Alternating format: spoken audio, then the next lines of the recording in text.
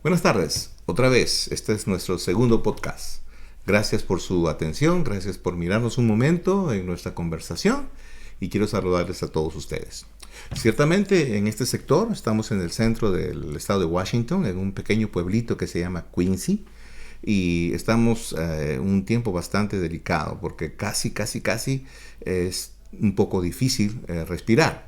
Hay muchos incendios alrededor. El humo viene desde... ¿Desde dónde viene el humo? Viene desde todo lado, está viniendo desde Oregon, desde el norte por Omac, desde el sur y el este, se está viniendo de todo lado. ¿De cuánto tiempo a la redonda estamos hablando? La redonda no ¿De cuánto tiempo a una hora la redonda se llama, no? La idea. ¿Del humo? Sí, del humo. Puede estar aquí a 15 minutos, hasta también puede estar, por ejemplo, por sería unas 3 horas, ¿no? Ajá. Escuché hace poco de otro bombero como tú, o bueno, la idea de otro bombero, que parece que estaban tratando de empezar un fuego acá arriba de las colinas en Quincy para que, pues, creo que se combate fuego con fuego, ¿verdad? Sí, sí. Y entonces está empezando así, y yo estaba diciendo, si empiezan allá arriba en las colinas, el humo va a ser peor acá. No, bueno, es que no sé. Si te acuerdas, el año pasado y los años antepasados hemos tenido eso. Tu tío estuvo acá cuando hubo un incendio en las colinas. Y estaba feo, pero no tan feo como ahorita. Yo creo que el problema de ahorita es de que el humo está viniendo, como te decías hace ratito, del sur, del este, de todo lado. Entonces ese aire, porque el aire se mueve de sur a este, está que justo nos cae de lo que viene de Portland y sube justo a nosotros. El aire estaba viendo aquí ahorita, pero ayer decían de que estaba en 600, que es súper Contaminado. sí, o sea, no se puede respirar, ¿de? Ya. Te cuento que Angélica y yo estamos tristes. Angélica es mi esposa. Estamos tristes porque hoy teníamos que salir muy temprano en la madrugada rumbo a Cannon Beach. Cannon Beach es un lugar bonito de veraneo. Es uno de los lugares más fotografiados en la costa oeste de los Estados Unidos en el mundo. Es muy bonito y ahí tenemos una conferencia de pastores anual. Nos reunimos más o menos 200 pastores de las iglesias de este sector, de Northwest, y era tan interesante estar en ese sitio, pero no pudimos salir. Sí, justo ahí que es la costa, pues, ¿no? En Portland. Sí, y estaba hablando con algunas personas que están allá, en Oregon, que pues si acá está así, allá está peor, dice. Sí. Allá está peor, que es un poco difícil. Pues, ¿cómo será en la costa? Pues, porque la costa está un poquito diferente, ¿no? Bueno, ¿tú nunca has ido a Cannon Beach, a esta parte? Sí, me acuerdo cuando éramos niños, íbamos ahí. Fuimos una vez con ustedes. Algunas Sí. veces. Parece que esta parte está bien, pero el llegar allí, Claro. Salem, Portland, hace poco nomás escuché que es bastante difícil respirar. Mis amigos, Pastor Mark Zuko de Kit Harbor, de la iglesia allí, me dijo que ya casi todo está oscuro, el cielo, ¿no? Sí. Y es que ustedes no se imaginan, honestamente, no se imaginan, tal vez debo poner algunas fotos, de cómo está el cielo aquí y cuán contaminado está. Solamente abres la puerta y el humo está entrando a tu casa prácticamente. Sí, te cubre casi todo, se tienen que cambiar los filtros más y más. Sí, una de las cosas aquí es que aquí en Estados Unidos pues tenemos la ventaja de tener el aire acondicionado. Y pues este aire puede ser bueno y puede ser malo. En un sentido puede ser perjudicial porque está tratando de jalar todo el aire de afuera hacia adentro. Entonces no ves el humo aquí, pero sí se respira el smog, el anhídrido carbónico, ¿no es cierto?, del humo, y eso contamina a personas que tenemos alergias o personas que sufren de asma. Esto es pues bastante perjudicial. Iba a decir, pero regresando a lo que estaban diciendo de ir a su conferencia, ¿no? Eso no sería lo único peligroso, porque honestamente las pistas que van hacia allá son las que todavía están haciendo huelgas.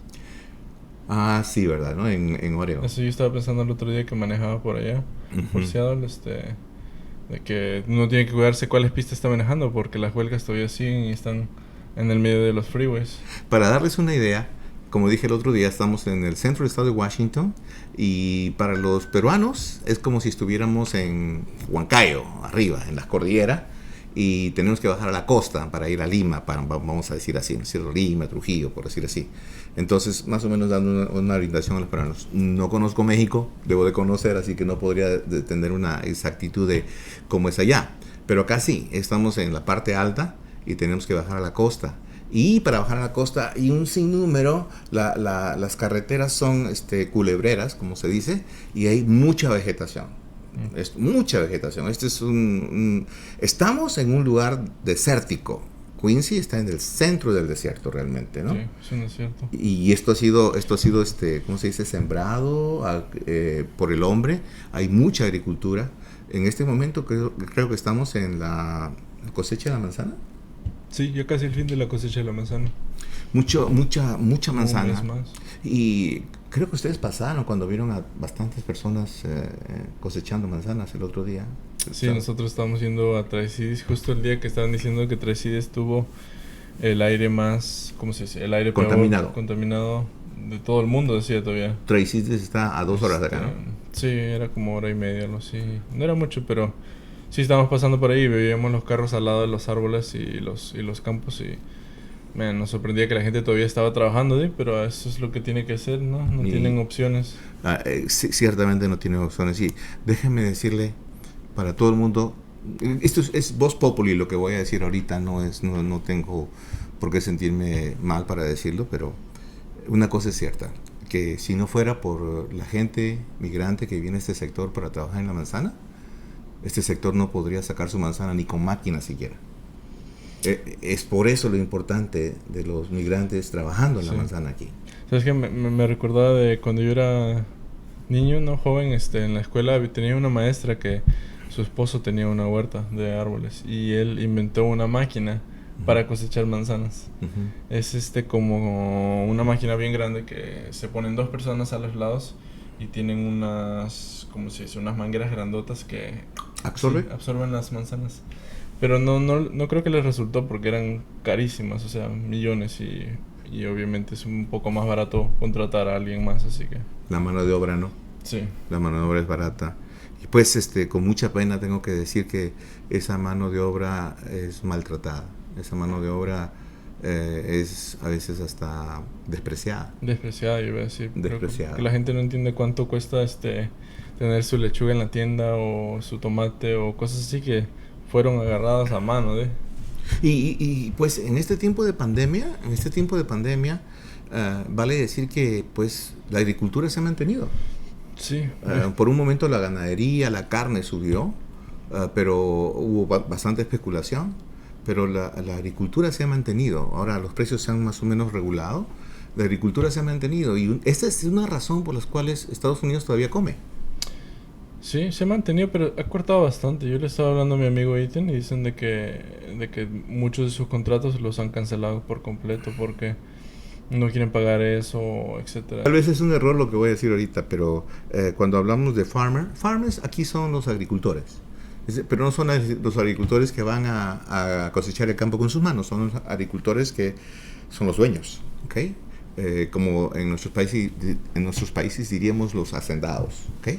Entonces, lo que yo sé es que los farmers pierden, pero no pierden todo, porque sus tierras están aseguradas. Sí, pues tienen su seguranza. ¿No? Y pues ponte a pensar, si un farmer que tiene muchos acres de manzana o de papas o de lo que sea, vamos a pensar que por alguna razón su cosecha se malogró, le entró la plaga o algo por el estilo, como están asegurados sus tierras, ¿no? Ellos van a recuperar por lo menos, no creo que todo, pero van a recuperar gran parte de su inversión y no van a perder tanto. Sin embargo, los que pierden acá son los trabajadores. ¿No? Porque al no cosechar las tierras no hay trabajo. Al no hay trabajo no hay plata. Sí, entonces sí nos sorprendió que la gente estaba ahí afuera. Nos preguntamos si tenían máscaras o algo así, pero no. Ahí estaban trabajando en el humo. Ya pondremos una foto para que vean, porque está serio. Y da tristeza. Da tristeza, regresando al punto que a veces no se valore ese sacrificio. Mucha de esta gente está solos acá para mandar dinero a sus países. Y a veces en nuestros países, los que están esperando solamente esperan los dólares. Quieren ver el dinero grande. Quieren ver el dinero grande sin trabajar. Honestamente, la gente acá se sacrifica. Usted no tiene la idea cuánto se sacrifica la gente. Regresando a esto de los fuegos, incendios, yo había visto que hay muchos reportes de gente que está incendiándolo. ¿Sí has visto eso? No, no, no, ¿cómo es eso? Sí, hay mucha gente que ya ha sido, ¿cómo se dice? Capturada, Ajá, captada. las han agarrado porque han estado prendiendo fuegos. Ay, ya, ¿por qué? A mí, no sé si fuera una agenda de algo más o solamente gente mala, que a mí ha habido siempre, ¿no? Gente mala, pero sí han Pero estado deja, prendiendo fuegos a propósito. honestamente ese es el peor de los tiempos. La Biblia dice en Timoteo que en los postreros tiempos vendrán tiempos peligrosos en donde la gente se hará daño, la maldad de la gente crecerá. Y lo estamos viendo en el mundo, ¿no? O sea, por lo que tú dices, ¿no? Imagínate que gente haga daño a la propia tierra, ¿no? Y lo vemos pues en los países, esto es mundialmente conocido, de que la maldad ha crecido, el terrorismo, la maldad, el asesinato de niños, de bebés, fábricas que trabajan experimentan con niños que son abortados, ¿no? Es que estaba leyendo hace un poco un artículo que pagan por los niños abortados bastante cantidad de miles de dólares Ujú. para trabajar con estos niños en nuevos sistemas de cosmetología, no sé cuándo, es inimaginable. Están en las vacunas, ¿sabías? ¿También? Ajá. En las vacunas hay un nombre que le ponen y luego cuando busques el nombre eso es lo que es. ¿Así? Ujú.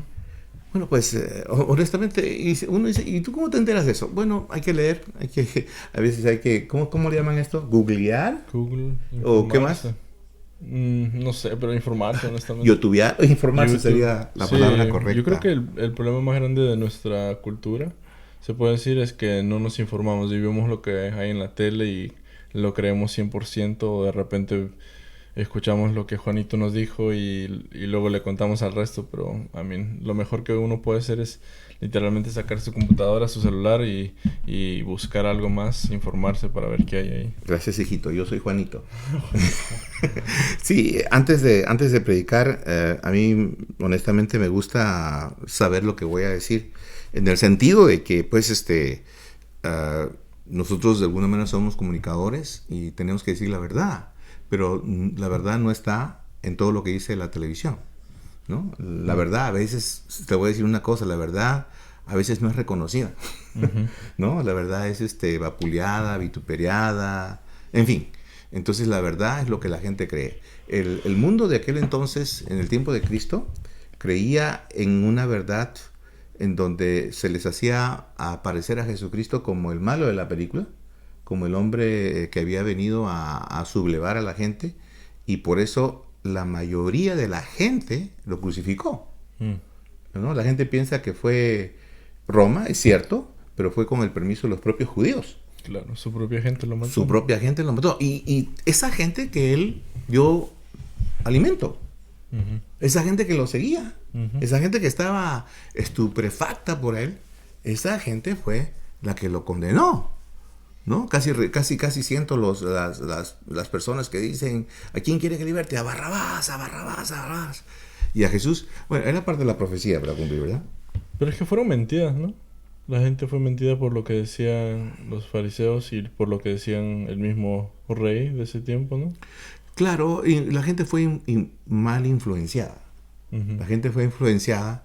Y obviamente aquí había un toque satánico dentro del plan divino. Digo Obvio. satánico dentro del plan divino porque por alguna manera Dios tuvo que dar permiso para que esto sucediera, para que se cumpla el propósito de Dios en que su Hijo, el Señor Jesús, pudiera morir en la cruz del Calvario. Ahora, lo triste de esto, lo que me parte el corazón, lo que me hace pensar, lo que me hace a veces llorar, es ver al Señor Jesús en el huerto de Getsemaní, pidiéndole al Padre, diciéndole, Padre, que pase, si tú quieres que pase de mí esta copa. ¿Sabes qué me hace pensar eso? Que Jesús humanamente no quería morir. Obvio. Yo creo que como todos nosotros no queríamos morir. No queremos morir, ¿eh? Y tal vez es por lo cruel de la cruz. ¿Alguna vez te has puesto a pensar cómo era la cruz? O sea, ¿qué era morir en la cruz? ¿Pero tú crees que él sabía que iba a morir así, de esa forma tan fea? Bueno, estaba profetizado, Isaías 53, varón de dolores experimentado en quebrantos. Cada vez que Jesús, inclusive Jesús está recitando uno de los salmos que escribió David, Dios mío, ¿por qué me has desamparado? Pero digo, literalmente, o sea... Él sabía que iba a caminar en esa calle, o sea, que lo iban a levantar en ese tiempo. ¿Sí? Yo creo que sí. Porque entiendo que Dios es 100% Dios, ¿no? O sea, Jesús es 100% Dios, pero también era 100% humano. Humano.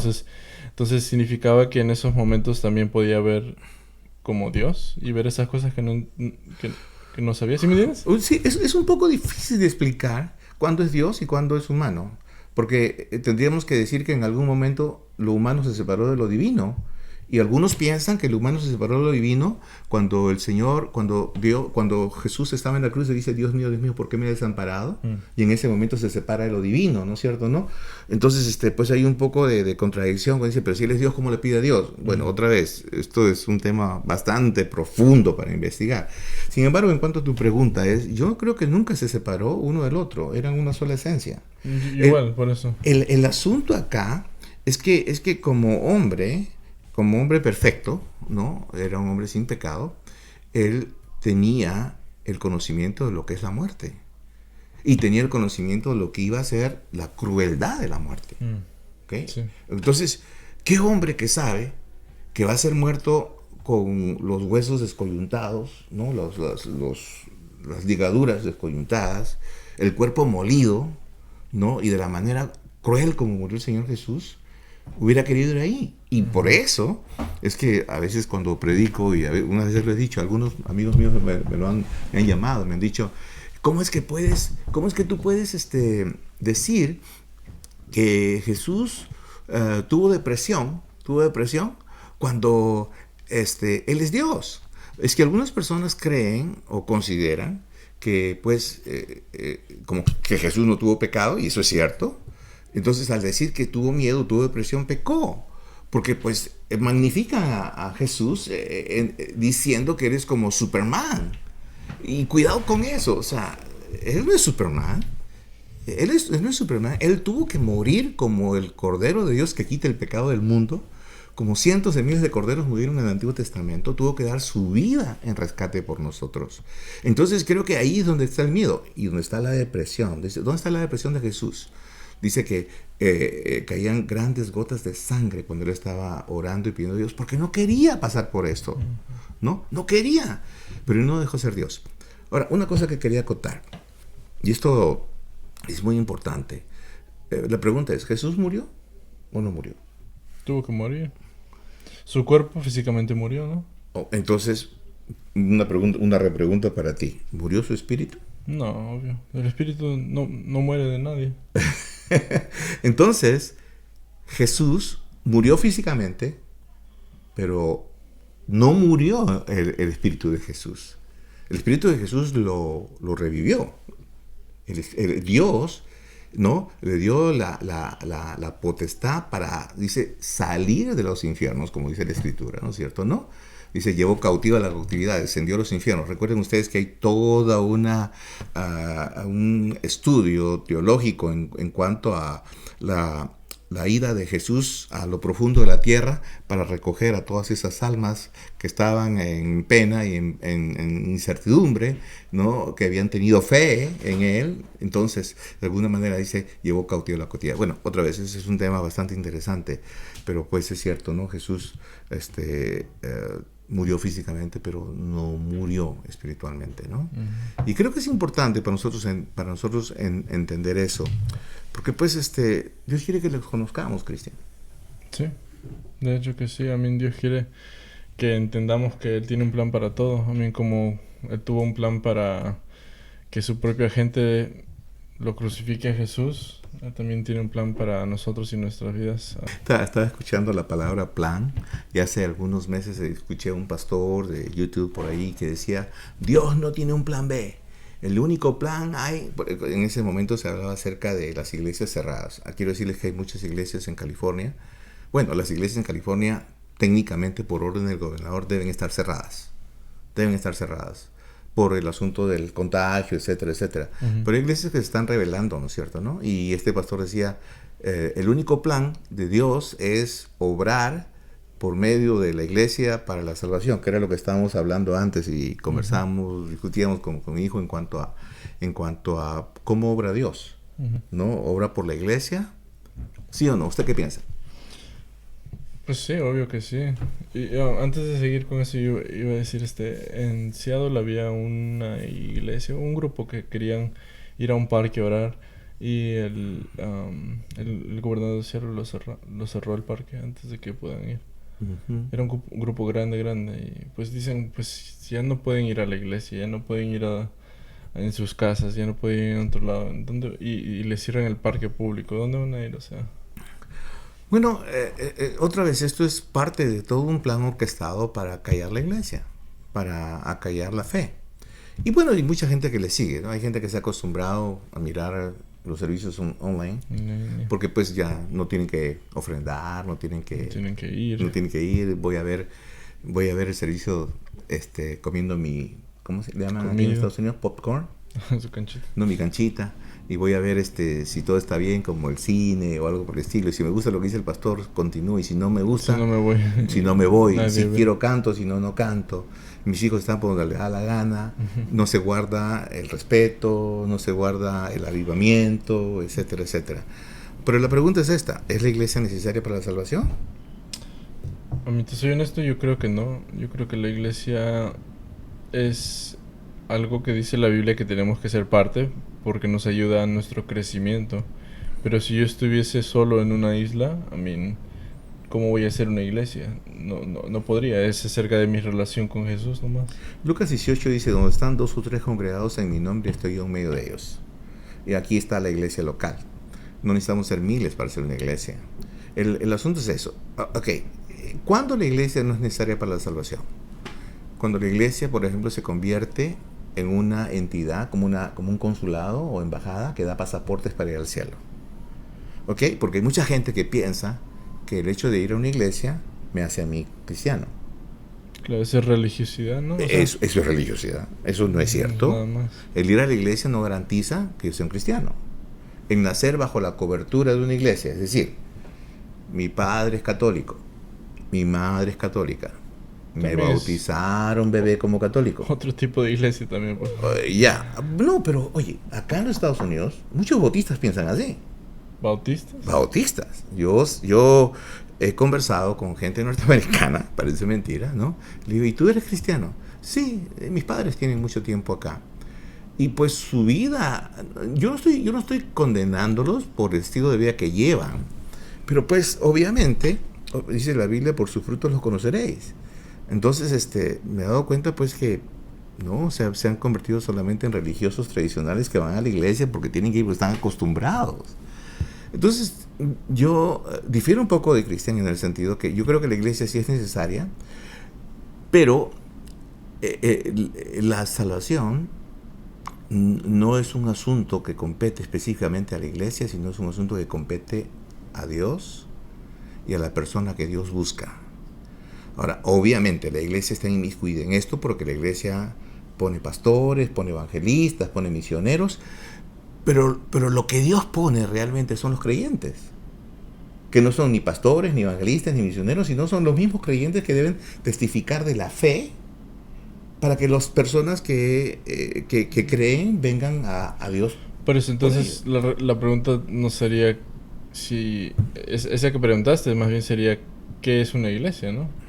Porque si no tiene nada que ver con el local, no tiene nada que ver con que vayan a las 5 de la tarde, solamente con el grupo de Cristo que se puede decir que comparten lo que han aprendido acerca de Jesús de vez en cuando. A mí eso es una iglesia también, ¿no? Entonces, Claro, otra vez, bueno, pues por muchos años en los seminarios, en los lugares, enseñamos en la iglesia que existe la iglesia universal, extendida por toda la tierra, y enseñamos que existe la iglesia local, que es el lugar en donde uno vive, en donde uno se congrega con personas que tienen los mismos ideales, los mismos principios, ¿verdad? O sea, el mismo deseo.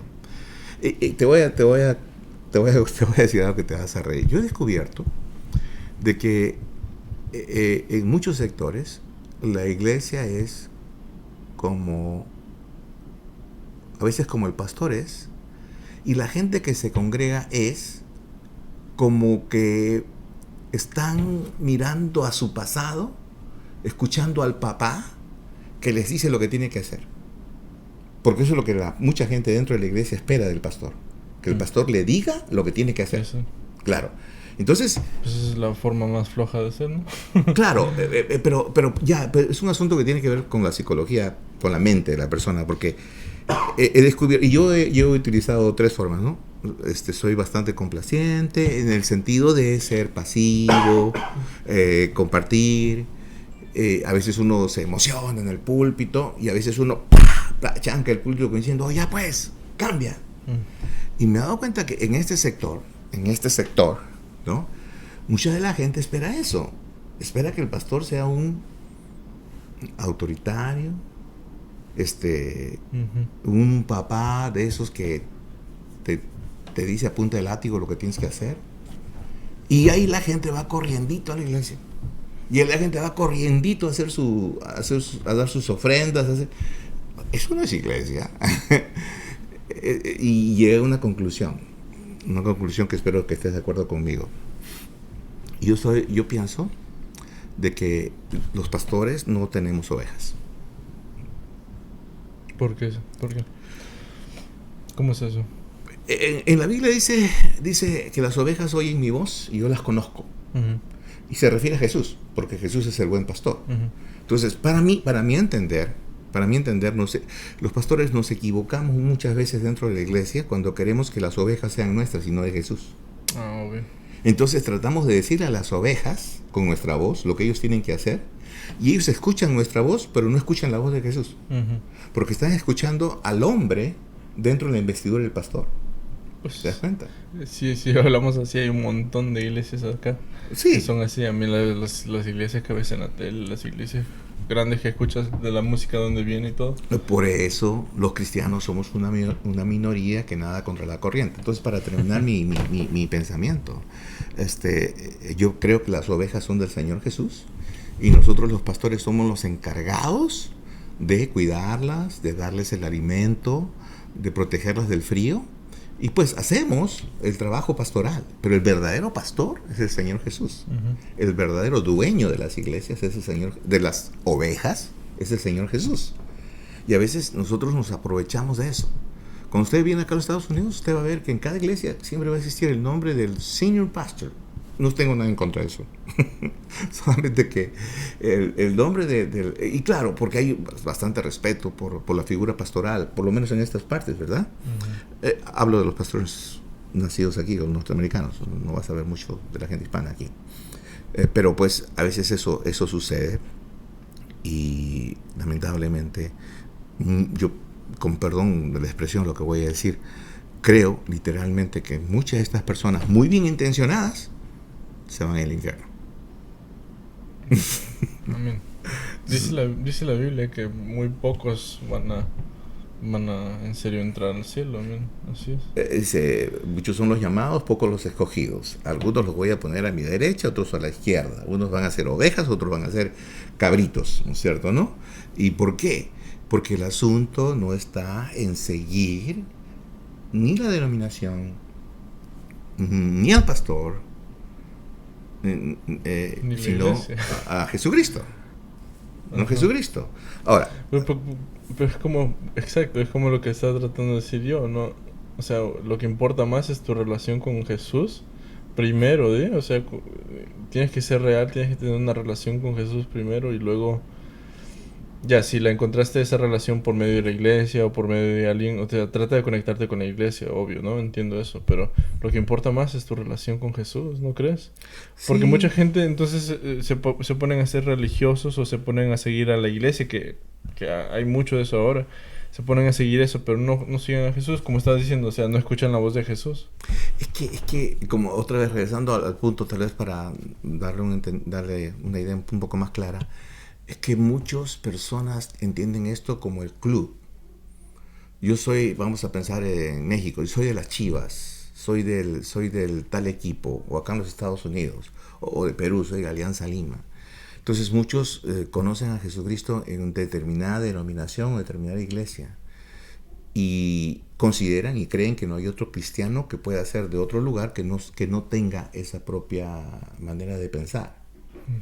Entonces, lamentablemente, pues esto llega a ser un sectarismo y por eso se determina, algunos dicen que las iglesias evangélicas son sectas, Porque pues aunque todos estamos unidos mediante la fe en Jesús, realmente vivimos separados por nuestra práctica, ¿no? Entonces lo que nos diferencia a los grupos evangélicos son las denominaciones en cuanto a la práctica a la manera de administrar la iglesia. Ahora, ojo, deberíamos ser unos solos en Cristo.